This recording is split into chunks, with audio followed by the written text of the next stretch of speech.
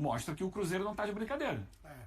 Não é fogo de palha. É um projeto que pretende recolocar o Cruzeiro naquele patamar de clube que disputa todas as competições, que ganha muitos títulos, que a gente se acostumou a ver ao longo dos anos, né? O Cruzeiro sempre foi um time para brigar em cima e conquistou muitos títulos dessa forma, e esse passo é muito importante. O grande ponto, o grande X desse time do Cruzeiro aí, a grande dúvida é como será inserido o Gerson e o que será o Cruzeiro a partir da inserção do Gerson na ideia do Tite. Eu acredito que o Gerson vai tomar o lugar do Christian.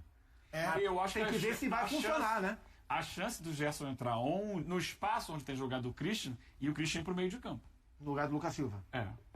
Lucas Silva que era o capitão do time. Lucas Silva, eu acho que não sai, mas assim, são possibilidades e tudo vai depender do funcionamento do time. Agora, para além do X que traz o PAC, acho que tem um Y aí nessa questão do Cruzeiro, que é a possibilidade. O Y da questão. É o Y da questão. O Y da questão. O grande problema hoje do Cruzeiro é contribuindo com a sociedade. O grande problema do Cruzeiro hoje é entender onde vai entrar um reforço que custou o que o Gerson custou. Você precisa encontrar uma maneira para ele jogar. Agora, a gente vai lembrar que na temporada passada o Cruzeiro também sofreu com falta de profundidade de elenco, muitas vezes, com o agravante de que o Cruzeiro não disputou nenhuma outra competição para além do Brasileiro, da Copa do Brasil. Teve a disputa da Sul-Americana, mas o Cruzeiro pouco ligou para a Sul-Americana e ainda assim passou uma vergonha, né? A gente não pode deixar de falar que foi uma vergonha a campanha do Cruzeiro na Copa Sul-Americana, que é um torneio importante, ainda que o Léo Jardim tenha falado que o lugar do Cruzeiro é na Libertadores, do qual eu concordo, mas se você está na Sul-Americana, faça um trabalho minimamente melhor do que foi feito na temporada passada. Então, assim, esse ano ele vai ter que se dividir entre Campeonato Brasileiro, Libertadores da América, que eu imagino que vai levar muito a sério, e a Copa do Brasil, que é uma possibilidade real de título para o Cruzeiro, porque o 11 titular é muito forte, tão forte quanto de Flamengo, de Palmeiras, Corinthians, enfim, esses times que têm 11 jogadores, ainda que o do Flamengo acho que esteja um ou dois degraus acima do resto. Então, eu acho que essa profundidade de elenco vai ser algo que o Tite vai ter que trabalhar. Tem que entender como o Cruzeiro vai conseguir fazer mais com os jogadores que tem, porque chegaram jogadores importantes e não saíram jogadores importantes, sim. Mas será que o Cruzeiro tem elenco suficiente para jogar pelas três? Gerson e o Chico da Costa. Exato. Mais alguém? Não, né? Não, acho que o grande reforço é o Fico, do Caio Jorge. Então, mas o elenco não cresce. O goleiro tem dois, right? O Matheus, goleiro. O Matheus que machucou já. Que machucou, exato. E o Cruzeiro, daqui a pouco a Nath Andrade vai chegar com a zona mista e você vai acompanhar as entrevistas ali, quem sabe até o técnico Tite com a gente, aqui depois do Cruzeiro vencer por 5-0. E o Caio Jorge marcando um gol. E já passa também um recado do tipo, porque o Zupac, quando o Flamengo vai, especulação em torno do menino, o cara vai. O Celso falou bem do Fico do Caio Jorge, eu acho que é muito isso também. Ele deixa pra lá, faz o gol, continua. Como que o Caio ia assimilar todo esse momento? Enquanto o Cruzeiro negava as propostas do Flamengo e encerrava as negociações, eu conversei rapidamente com uma pessoa muito próxima ao Caio Jorge para tentar entender como é que ele está, e o que eu ouvia foi o Caio está muito em paz. O Caio está muito em paz. Era isso que eu ouvia sistematicamente. E aí, então logo o Cruzeiro encerra as conversas com o Flamengo, o Pedrinho renova o contrato do Caio Jorge. Né? Então, assim, o Pedrinho sabe muito bem que ele não podia deixar... o Caio Jorge tem contrato em vigência, então eu vou só recusar a proposta, porque as coisas não funcionam assim. Ele tem que cuidar do jogador, do ambiente. Então ele foi lá e renovou o contrato do Caio Jorge para manter o Caio também contente, sabendo do contrato que ele não foi... que o Cruzeiro não deixou que ele sequer pensasse se ele ia querer ou não, que era o que o Flamengo ofereceu. O Cruzeiro fez vários movimentos de fortalecimento. Os últimos movimentos que o Cruzeiro fez foram contratar o técnico das 2 últimas Copas do Mundo, contratar o executivo de futebol que era do Flamengo, manter o Caio Jorge negando 30 milhões de euros do Flamengo, renovar o contrato do Matheus Pereira, contratar o Gerson por 30 milhões de euros. São 5 movimentos que indicam o mesmo caminho. E quando todo mundo que está dentro do ambiente percebe para onde está indo o projeto, isso ajuda. Então acho que saber perceber o que o Pedrinho está fazendo com o Cruzeiro nesse momento, pelo menos nas intenções, a gente não sabe o que vai dar, mas nas intenções, ajuda o Caio Jorge a nem pensar no negócio de Flamengo. Resolveu, negou, renovou o contrato, tá todo mundo reforçando aqui, já meteu o gol e acho que é vida que segue. E até porque quando o Gerson chega, não que o Caio tivesse esse tipo de movimento, mas o cara olha e fala, pô, fizeram uma baita contratação. né? Pô, que legal. E o cara quase foi pro Flamengo. Eu acho que esse movimento realmente foi bem inteligente do Pedrinho pra mostrar, né, Eugênio, do tipo, ó, cara, eu também gosto muito de você, como outros caras todos aqui, né? Mas é o que deve fazer um clube. Quando um jogador importante tem um assédio, quando você não quer que esse jogador saia, chama aqui, ó, vamos te dar um aumento, você continua aqui com a gente. E o Pedrinho teve a capacidade econômica de fazer isso. Mostra força ao trazer o Gerson e reforçar ainda mais o time. Vai ganhar mais corpo. E mostra que o Cruzeiro não está de brincadeira. Não é fogo de palha. É um projeto que pretende recolocar o Cruzeiro naquele patamar de clube que disputa todas as competições, que ganha muitos títulos, que a gente se acostumou a ver ao longo dos anos, né? O Cruzeiro sempre foi um time para brigar em cima e conquistou muitos títulos dessa forma. E esse passo é muito importante. A manutenção do Caio Jorge é como se fosse uma contratação. A renovação de contrato dele. Porque era enorme a chance dele sair. E a chegada do Gerson é, de fato, um reforço de muito peso. Ainda traz para a saída do Gabigol o Chico da Costa, que não é um jogador tão falado, mas que, quando entrar, ajuda. Costuma deixar o delezinho ali. Eu hoje, inclusive. Ô, Celso, a gente viu nos últimos tempos o Atlético Mineiro, o Galo, né, o Botafogo, o Fluminense. Aí a gente viu nos últimos tempos o Cruzeiro, todo mundo chegando para ir para a prateleira de Flamengo e Palmeiras. Só que alguns batem e vão ali. Todos. Você acha que o Cruzeiro se consolidou nessa posição agora? Não, acho que é muito cedo pra gente falar que se consolidou, mas o Cruzeiro, pra mim, é o time que mais pode se consolidar, porque tem na sua cadeira de presidente / dono do clube um cara que é um apaixonado e que tem muito dinheiro. E acho que essa é fundamentalmente a diferença. Nenhum outro clube, Edu, do Brasil, acho, ou talvez até do mundo, recusaria metade do seu faturamento na temporada passada em um jogador e colocaria a outra metade do seu faturamento da temporada passada em um outro jogador no Gerson, né? Eu tô falando do Caio Jorge e do Gerson, respectivamente. Então, o Pedrinho, muito diferente de John Textor, de 4Rs e de outros dirigentes que enxergam o Caio Jorge como um cheque imenso de 30 milhões de euros, de libras ou de dólares, enfim.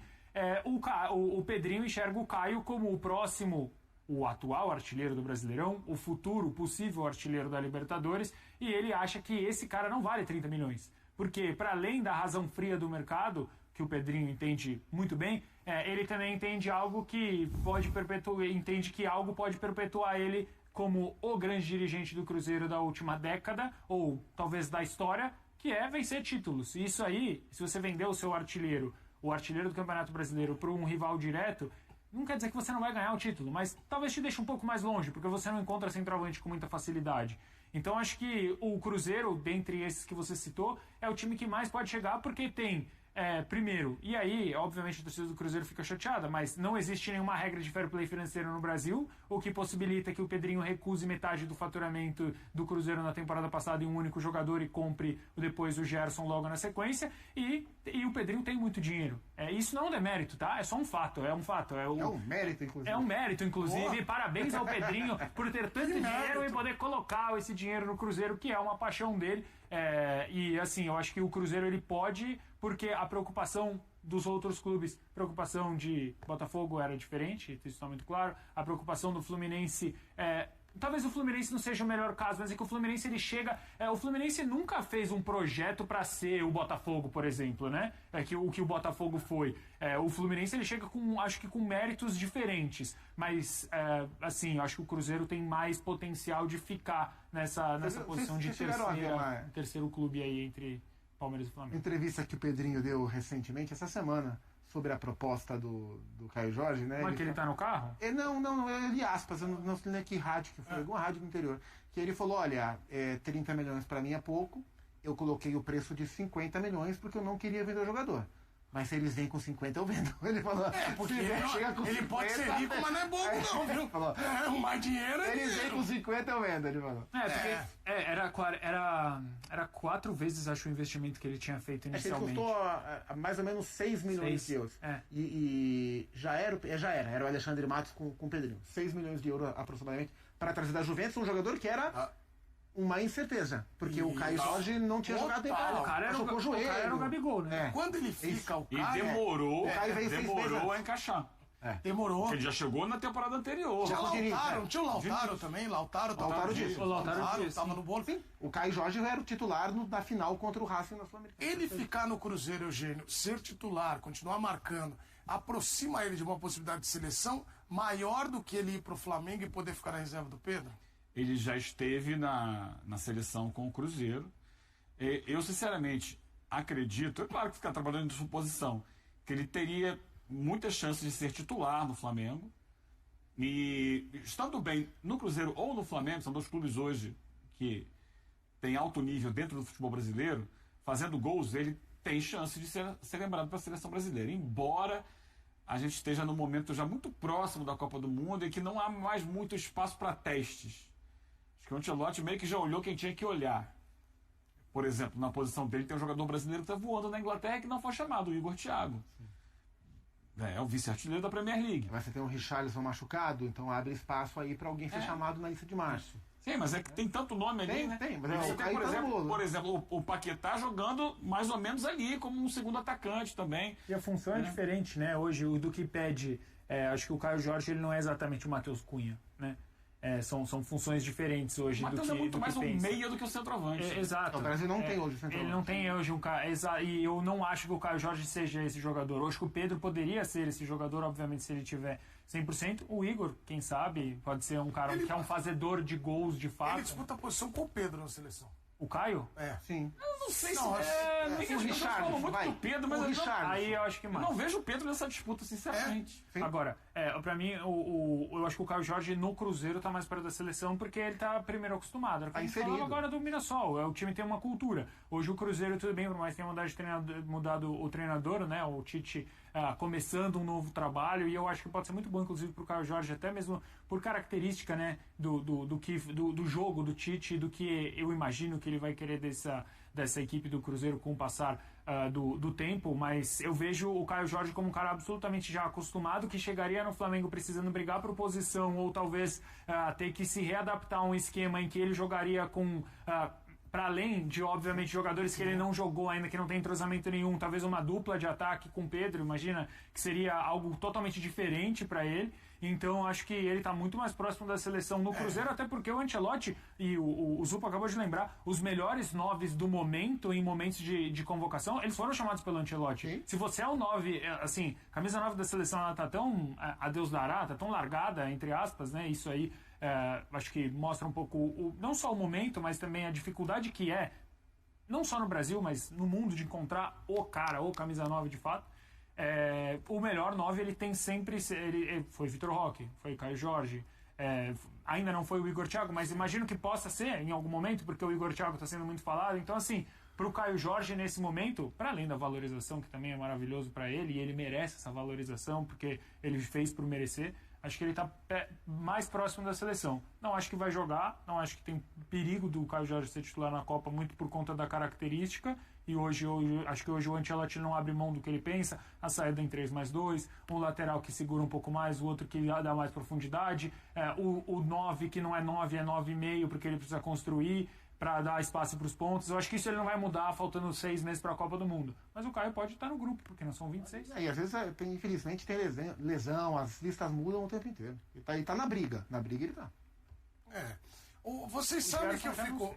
e aí o outro personagem que hoje marcou muito nessa vitória, porque vibrou muito nos gols, foi o Tite. Ele vibrou. E eu acho que a gente precisa fazer aqui uma reflexão de como vai ser, é claro que é um exercício de futurologia, mas Tite e Cruzeiro, o ambiente que tem o Cruzeiro, o nível de investimento, o jeito do Tite treinar, vocês acham que pode dar match? Hoje os jovens falam isso, Eugênio, match. Os Eles falam, jovens? Deu match é que deu ligação. Casou. Casou? Liga. Liga? Só o tempo que vai dizer. O Tite é um grande técnico, indiscutivelmente. A trajetória dele fala por si. O último trabalho dele pós-seleção não foi bom. O trabalho no Flamengo não rendeu o esperado. E é natural, seja assim, vários profissionais, sejam eles jogadores ou treinadores, tem momentos de maior brilho, momentos em que a coisa não acontece, encaixe, personalidades, clube, situação de momento. Eu acho que tem boas chances de dar certo no Cruzeiro. O Cruzeiro que tem uma estrutura hoje. É importante entender que o Cruzeiro ano passado se acertou a partir do Leonardo Jardim. Não só dentro de campo, mas como um cara que por fora do campo também dominou o departamento de futebol. Quando o Tite chegou ao Flamengo, eu imaginei que ele fosse fazer isso no departamento de futebol do Flamengo. Não conseguiu. Mas ele encontrou um ambiente diferente, me parece um ambiente mais pacificado, o do Cruzeiro hoje. E a própria saída do Gabigol também sinaliza isso, que era um cara que tinha ficado com uma rusga com ele em relação à época de Flamengo. Então me parece que hoje o ambiente está tranquilo para ele trabalhar, e sendo assim ele conseguirá desenvolver um bom trabalho. Mas tudo depende de uma coisa que você sabe como é, e não é de dar match, é de resultado. Se não ganhar, amigo, cai. Porque tem a comparação. Você foi muito feliz, Eugênio, quando você fala da comparação do território que está mais pacificado. O Cruzeiro, ele já vem, Celso, com um olhar de vamos para frente. O Flamengo, ele teve que meio que ajeitar. E a pressão, eu acho que no Flamengo era muito grande, do tipo, tem que dar espetáculo. O Cruzeiro quer ganhar. O Flamengo não bastava só vencer, tinha que dar espetáculo. Você lembra que era isso? Sim, sem dúvida nenhuma. Eu acho que assim, tem um outro fator que no meu entendimento facilita esse ano para o Cruzeiro em relação aos últimos, que é o amadurecimento do Pedrinho como um gestor de futebol. Porque o Pedrinho, ele não tinha um entendimento do que era gerir um clube de futebol, e acho que isso fica muito claro em áudio vazado, quando o Fernando Seabra dele falando, se não colocar para jogar os caras que eu paguei não sei quantos milhões... Gente, mas isso não existe. Eu acho que o Pedrinho, ele passa a entender um pouco mais como funcionam os processos, e ele confia no Tite, que é um técnico absolutamente experiente e que prometeu, de certa forma, resultado e desempenho na coletiva de apresentação dele, e que parece um cara recuperado, obviamente, da questão mental que ele teve, o que impediu de comandar algum clube na temporada passada. Eu acho que isso também pode conspirar para que o trabalho do Tite seja melhor. Agora, é certo que o Cruzeiro vai ganhar algo? Edu, é muito difícil a gente falar, porque com o elenco que o Cruzeiro tem hoje, eu não acho que o Cruzeiro bate de frente com o Flamengo e o Palmeiras para ser campeão brasileiro em 38 rodadas. A gente estava falando sobre a profundidade do elenco agora. E Copa é uma coisa muito... não vou falar aleatória, porque obviamente não é aleatório, mas tem a sua dose de aleatoriedade também a Copa Libertadores, e a Copa do Brasil nem se fale, que é possível que um time que sofra um impeachment, que tem um presidente que sofreu um impeachment no mesmo ano, ganhe, um time que estava em transfer ban ganhe a Copa do Brasil. Então, assim, será que a régua vai ser só título? Ganhou, tá bom, perdeu, tá fora? Se for assim, talvez esse seja o primeiro e último ano da passagem do Tite, porque eu não sei se o Cruzeiro, logo de cara, vai estar pronto para bater de frente com times que estão mais prontos. Palmeiras e Flamengo estão mais prontos do que o Cruzeiro hoje. E é normal que seja assim, não é um demérito o Cruzeiro. Eu torço muito, Zupac, que a gente conhece o Tite também, o Eugênio, o Celso. Eu tive com ele no Bola de Prata lá, e eu fiquei muito feliz de ver a felicidade dele retornar. Sim. Eu acho que isso é muito legal, de ver o cara que nasceu no futebol, jogou, vira treinador de seleção. O Eugênio falou de trabalho no Flamengo, realmente, porque eu acho que a coisa ficou muito... Ele fica muito chateado na sequência. E ele voltar, cuidar da saúde, voltar, eu torço por ele. O Tite, eu cheguei a falar isso no Sport Center, mas ele emendou os dois maiores...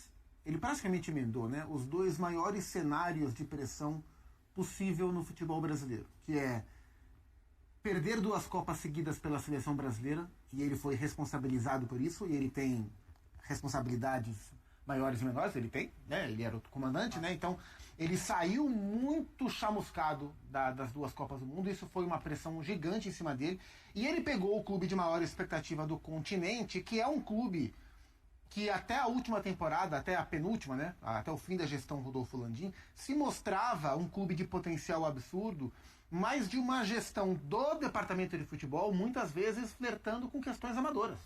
Uma bagunça, né? De fora para dentro, e às vezes de dentro para fora, o Flamengo se atrapalhava de extrair o seu melhor potencial. E o Tite caiu nesse ambiente, ele não trabalhou bem no Flamengo, é verdade. E era um ambiente que tem influenciador enchendo o saco, e coisa fora do tom, e dirigente que passa informação para influenciador, e presidente que cobra. É um ambiente muito complicado. Da gestão BAP para frente, de 25, me parece um ambiente mais controlado. Isso facilita o trabalho do Felipe, que é excepcional. Mas o Tite, ele não trabalhou bem nesse cenário, ele saiu muito queimado da Copa do Mundo. O nível de cobrança de você não fazer o Flamengo jogar e de você perder 2 Copas para o Brasil é muito grande. E ele, de fato, sentiu. Então, eu acho que ele tem missões no trabalho do Cruzeiro. Primeiro é recuperar o seu bom nível de trabalho, e ele é plenamente capaz. E segundo é ele se reestabelecer na hierarquia dos técnicos que trabalham aqui. Porque quando o Tite deixa o cenário de clubes do Brasil, em 2016... É um longo período. Ele era disparadamente o melhor técnico do país de maneira incontestável. Quando ele volta em 2023... 23? Outubro de 23. Quando ele volta em 23, o cenário já é outro. Já é um cenário com técnicos estrangeiros, com nível de treinadores muito mais alto. Nível de investimento no futebol brasileiro mudou. Ele já não era mais o melhor. Aquilo que o Tite fazia até 2016, para ser o melhor técnico de clubes do Brasil... Será que exatamente aquilo ainda é o suficiente para ele reinar em 2025? A resposta me parece que não, e ele sabe disso. Então, 26, o quanto ele vai conseguir chegar, melhorar o seu nível de trabalho para acompanhar o crescimento do trabalho dos técnicos que tivemos aqui, é uma das questões. Mas ele é plenamente capaz. Acho que assim, o Tite é um técnico adequado para um projeto do tamanho do Cruzeiro, e o Cruzeiro é um clube adequado para um técnico com as ambições do Tite. Se eles vão conseguir dar match, eu não sei. Mas eles, na teoria, eles funcionam muito bem um para o outro. Vamos ver como é que vai ser. Uma ausência na lista de relacionados do Cruzeiro para o confronto contra o Uberlândia neste sábado pelo Campeonato Mineiro chamou atenção. O volante Wallace ficou fora até mesmo do banco de reservas por decisão do técnico Tite, o que reforçou as especulações sobre uma possível saída do jogador da Toca da Raposa. Wallace já não havia sido utilizado nas 2 primeiras rodadas do estadual, contra Pouso Alegre e Tombense. A expectativa, porém, era de que ele aparecesse entre os relacionados para a partida no Mineirão, marcada pela estreia dos principais atletas do elenco em 2026, o que acabou não se confirmando. De acordo com a apuração do Tempo Esportes, o meio-campista de 30 anos não recebeu propostas no momento. O posicionamento oficial do clube indica que a ausência ocorreu por escolha técnica, sem qualquer impedimento físico que o afastasse dos jogos. Nos bastidores, há informação de que o Cruzeiro não criaria obstáculos para uma eventual transferência, desde que o negócio seja vantajoso para ambas as partes. Apesar de ser avaliado por Tite nos treinamentos, Wallace não foi utilizado nem mesmo nas partidas em que o treinador optou por escalar atletas reservas e jogadores da base. Volante de características mais defensivas, ele disputa espaço no elenco com Lucas Romero, Ryan Guilherme e Murilo Hickman, contratado em julho de 2024 junto ao Udinese por 6 milhões de euros. Wallace ainda não conseguiu se firmar em uma temporada e meia vestindo a camisa do Cruzeiro. Nesse período, trabalhou sob o comando de Fernando Seabra, Fernando Diniz e Leonardo Jardim. Segundo pessoas próximas ao atleta, o jogador se empenha nos treinos e tenta conquistar espaço com dedicação, mas encontrou dificuldades de adaptação aos diferentes modelos de jogo. Em 2025, Wallace, que tem contrato válido até dezembro de 2028, disputou 28 partidas pelo clube, entre Campeonato Mineiro, Brasileirão, Copa do Brasil e Copa Sul-Americana. E aí, galera, o que acharam? Deixem suas opiniões nos comentários. Não se esqueçam de deixar o like, se inscrever no canal e ativar o sininho para receber as notificações. Até mais, Nação Celeste! Vamos pra frente!